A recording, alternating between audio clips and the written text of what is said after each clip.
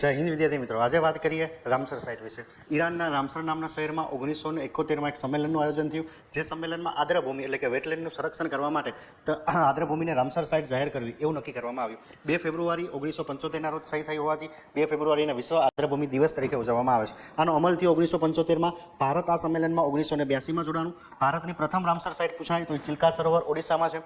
ભારતની સૌથી મોટી રામસર સાઇટ પૂછાય તો એ સુંદરવન પશ્ચિમ બંગાળમાં આવેલી છે. ભારતની સૌથી નાની રામસર સાઇટ પૂછાય તો વેબનાડ વેટલેન્ડ કોમ્પ્લેક્સ તમિલનાડુમાં છે. અત્યારે ભારતમાં રામસર સાઇટની સંખ્યા 89 છે. ગુજરાતમાં રામસર સાઇટની સંખ્યા પૂછાય તો 4 છે.